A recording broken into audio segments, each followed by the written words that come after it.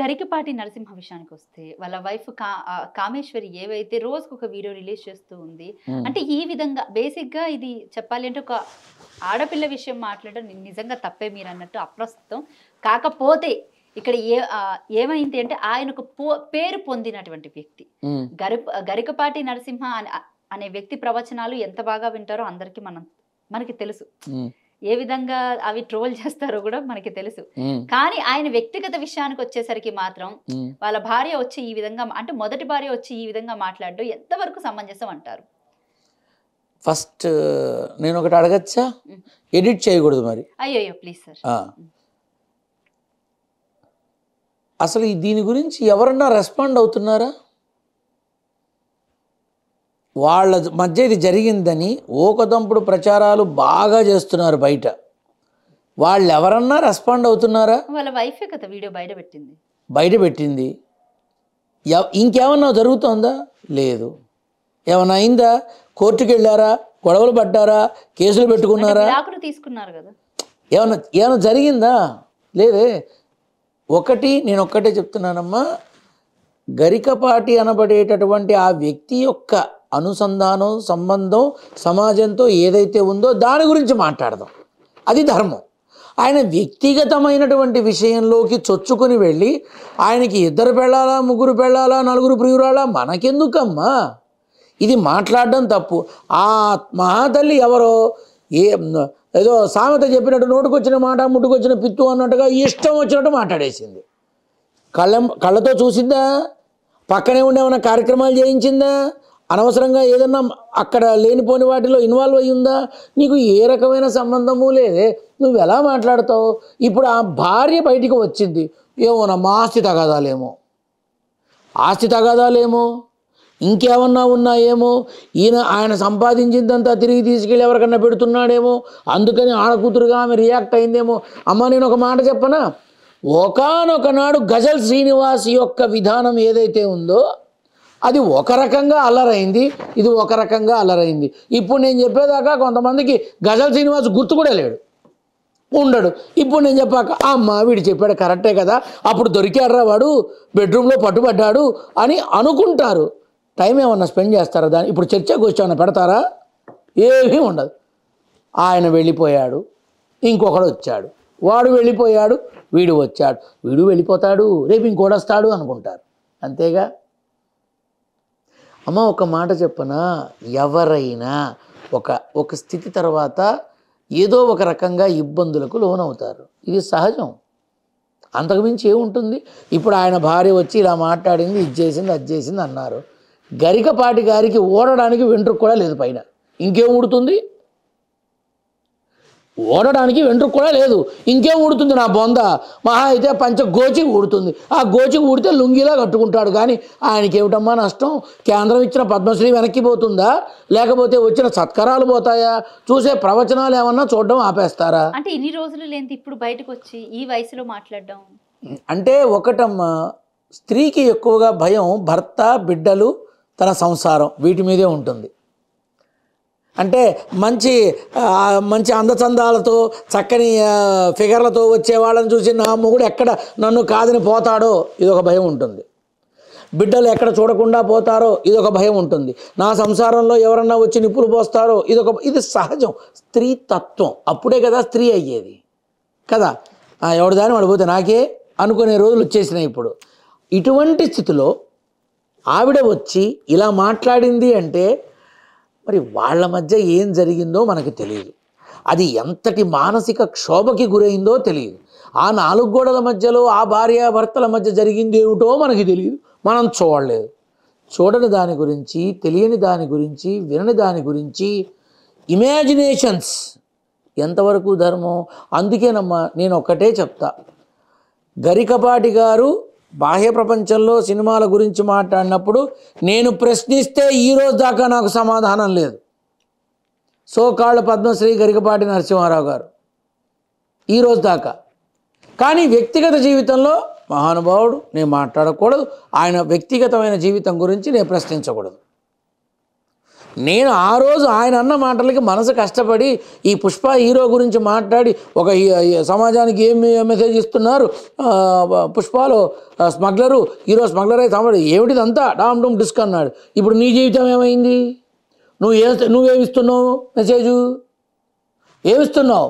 ఒక స్టేజ్ వచ్చిన తర్వాత అంటున్నావా, ఓహో అంటున్నావా, అంటావా మావా, అంటావా మావా అన్నట్టుగా ఉంది ఇప్పుడు. కాకపోతే నేను అప్పుడు అన్నా, ఏమయ్యా ఇప్పుడు నీకు పుష్పలో అల్లు అర్జున్ నీకు స్మగ్లరు అని అంటున్నావు కదా, మరి ఆనాడు రావణాసుడు సీతను ఎత్తుకొచ్చాడు, లంకలో పెట్టాడు అంటే ప్రతివాడు పెళ్ళాన్ని ఎత్తుకొని రమ్మని మన ఈ సినిమా అడగలేదే. ఆ తర్వాత మహాభారతంలో పాండవ వనవాసంలో ద్రౌపది వస్త్రాపహరణం చేశారు అంటే మంచి పార్టీల్లో ఉన్నప్పుడు అందరూ కలిసి ఉన్నప్పుడు మీకు ఇష్టం లేని ఆడదాని వలువలు ఓడమనే ఎందుకు అడగలేదు? సరే పక్కన పెట్టు. గోల్డ్ మ్యాన్ గజ దొంగ సినిమా ఎన్టీఆర్, ఆ కారు కుక్క కాదులే మిగతా అవన్నీ కూడా బంగారమే. అప్పుడు ఎందుకు అడగలేదు? బంగారం దొంగతనం చేయమని మీరు చెప్తున్నారా సొసైటీకని? అలాగే నాగేశ్వరరావు శభాష్ రాముడు దొంగ అందులో, అలాగే కృష్ణ మోసగాళ్ళకు మోసగాడు కౌబాయ్ అందులో, వీళ్ళు దొంగతనాలే చేశారుగా. దొంగతనాలు చేసి దొంగలుగా వేసిన వాళ్ళు కీర్తి ప్రభావం పొందిన నటీనటులు అయ్యారు. సినిమాని సినిమాగా చూడండి. ఎందుకు దాన్ని మన జీవితంతో పోల్చుకోవడం? ఏమొస్తుంది? ఇప్పుడు నువ్వే అన్నావు, నువ్వు ఆ రోజు ఒక డయాస్ మీద చిరంజీవి గారిని కూడా తాను మీరు ఫోటోలు దిగడం మానేయాలి లేకపోతే నేను వెళ్ళిపోతాను అని అన్నాడు. అన్నీ ఉన్న విస్తరాకు అణిగి మణిగి ఉంటుంది, అది చిరంజీవి. ఆయన గనక పోతే పో అంటే ఎవరిది ఊడిపోయే గోచి అక్కడ? మాదేగా, మా పరువే పోతుందిగా, మా గౌరవమే పోతుందిగా. మహానుభావుడు కాబట్టి వెంటనే అమ్మ తర్వాత మీతో దిగుతాను అని పరిగెత్తుకుంటూ వచ్చి ఆయనతో మాట్లాడి పక్కనే కూర్చొని అయ్యా క్షమించండి ఏమనుకోకండి అని వినమ్రతతో మాట్లాడాడు. ఎక్కడికి పోతుంది ఆ సౌశీల్యత, ఆ గుణం ఎక్కడికి పోతుంది? అదే కనుక ఆ రోజు కనుక ఓ ఇలా అనుంటే అలా అనలా. అదమ్మా ఆ రకంగా ఉంటుంది విఘ్నత. 1,00,000 మందికి ప్రవచనాలు, 1000 మందికి ఇది చేశాను అని చెప్పుకోవడం కాదు, ఎంతమంది మనసులో నువ్వు స్థానం సంపాదించుకున్నావు అన్నది ముఖ్యం. కోటాను కోట్ల మనస్సుల్లో ఈ రోజుకి ఎప్పటికీ, అందుకేనేమో తెలిసి పెట్టారో తెలియక పెట్టారో, యుగం ఉన్నా లేకపోయినా చిరంజీవి అనే పేరు చిరంజీవిగానే ఉంటుంది. కాబట్టి ఇప్పుడు నువ్వు ఇంతమందిని నువ్వు విమర్శించావు కదా ఈ సినిమాని, వాటిని వీటిని, మరి ఇప్పుడు నీ విధానం బయటకు వచ్చింది, నేను మాట్లాడకూడదు. ఇప్పుడు దీని ద్వారా ఏం మెసేజ్ వెళ్తోంది? నేను గరికపాటిని సపోర్ట్ చేస్తా. ఏ విషయంలో? విజ్ఞానవేత్త, అష్టావధానంలో అద్భుత చక్రవర్తి, ప్రవచనా చక్రవర్తి, మహాజ్ఞాన సంపన్నుడు, భారత ఇతిహాస పురాణాల మీద పట్టు ఉన్నవాడు, అద్భుత కళాకోవిదుడు. అతనికి పద్మశ్రీ ఇవ్వటం నిజంగా పద్మశ్రీకి ఇచ్చిన గౌరవం అది కదా. పక్కన పెడదాం. వ్యక్తిగత జీవితం నేను మాట్లాడకూడదు, తప్పమ్మ. ఆయన వ్యక్తిగత జీవితం గురించి మాట్లాడడానికి కనలేదు, పుట్టలేదు, పెంచలేదు, చూడలేదు. నాకేం అర్హత ఉంటుంది మాట్లాడడానికి? సినిమాల పరంగా మాట్లాడిన దానికి నేను తప్పకుండా అడుగుతా, వ్యక్తిగతంగా నేను మాట్లాడకూడదు. కాబట్టి మీ మాధ్యమం ద్వారా చెప్పేది ఒక్కటే, అనవసరంగా ఆవిడేదో వీడియోలు పెట్టిందని, కామెంట్లు పెట్టిందని, ఇలా చెప్పింది అలా చెప్పిందని మీరు ఎంత వాల్యూ ఇస్తే ఆవిడ అంత చేస్తూ ఉంటుంది. మీరు ఎప్పుడైతే వాకోవే గరికపాటి గారి గురించి మాకు తెలుసు అని అంటారో తప్పున అయిపోతాయి. లేదా ఆవిడికి రావాల్సిన ఆమ్యామ్య మామూలు వచ్చేసింది అనుకో, అన్నీ అయిపోతాయి. దీన్ని పట్టుకొని ఆ గోవిందమాల గోవింద సేవ ఏదో ఉంది అందులో ఆ మహాతల్లి అంటే నన్ను కూడా రోడ్డు వేసిందిలే. నా గొంతు పెట్టి బ్రహ్మానందం ఫోటో పెట్టి నేనే చెప్పా, ఆ మహానుభావుడిది ఎందుకు అమ్మ, నా మొహమే పెట్టు, గూగుల్లో నా మొహం దొరుకుతుంది, నా మొహం పెట్టి అన్నది నేనేనని చెప్పు, నలుగురికి తెలుస్తుంది. పాపం ఎంత నిజంగా గొప్పదమ్మా ఆ తల్లి, గోవిందమాల తల్లి. టైము తీసుకొని అసలు ఏమాత్రం నాకు సంబంధం లేకపోయినా నా గురించి సమయం తీసుకొని 15 నిమిషాలు మాట్లాడిందంటే ఏ జన్మరణమో. చల్లగా ఉండాలి ఆ తల్లి.